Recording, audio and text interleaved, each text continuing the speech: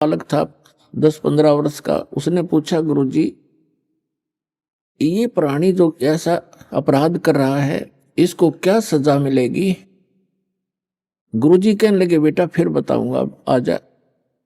सुमन कर अपना चलते सफर कर रहे थे। 4-5 वर्षों के बाद क्या देखा, एक हाथी का बच्चा मस्ती में उछल कूद मचा रहा था। उछल कूद करते करते 2 वृक्षों के बीच में फंस गया।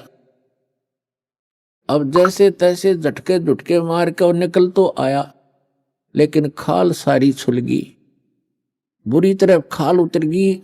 छोटा बच्चा था, वर्षा के मौसम था, उसके कीड़े पड़ गए। सैकड़ों की हजारों की सलाखों की संख्या में कीड़े उसको मोटे मोटे कीड़े खान लग रहे और वो चिल्लावे बुरी तरह। अब वो दोनों गुरु शिष्य फिर चले जा रहे थे। वहां उस शिष्य ने पूछा गुरुदेव इस प्राणी ने कौन से जन्म में ऐसा कर्म कर दिया जो इसको ये कीट खा रहे हैं, ये चिल्ला रहा है।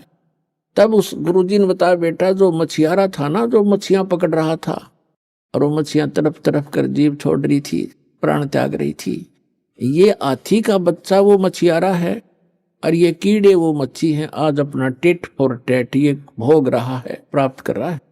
तो पुण्यात्माओं परमात्मा कहते तुमने उस दरगाह का मैल नहीं देखा और धर्मराज के तिल तिल का लेखा। उस भगवान के दरबार में यानी धर्मराज के दरबार में एक एक तिल का हिसाब होगा आपका, पाई पाई का, एक एक नए पैसे का।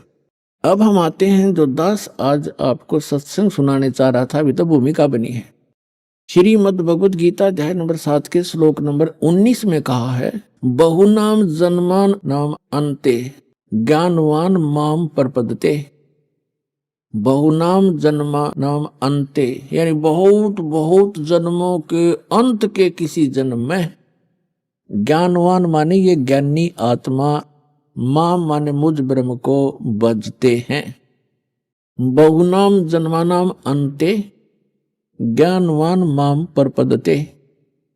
और वासुदेवम सर्वमिति सहमात्मा सुदुर्लभ है।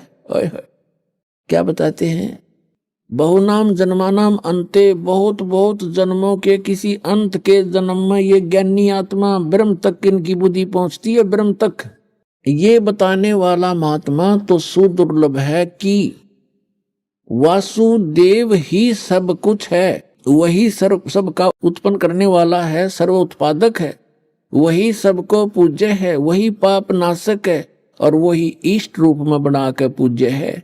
ये बताने वाला कि वासुदेव सर्वमिति, यह बताने वाला कि वासुदेव ही सब कुछ है। ये तो कंटिन्यू ज्ञान चल रहा है। पहले तो तीनों गुणों ब्रह्मा विष्णु महेश तक की भक्ति को खुद रिजेक्ट कर दिया, अपने सतर की तीनों की भक्ति को रिजेक्ट करके ब्रह्म कह रहा है ये काल श्री कृष्ण में प्रवेश करके कि मेरी भक्ति केवल ज्ञानी आत्मा करते हैं और वो भी मेरे सही ज्ञान को ना समझ के मेरे वाली ही घटिया अनुतम इस गति में स्थित रहे। हो गया स्पष्ट।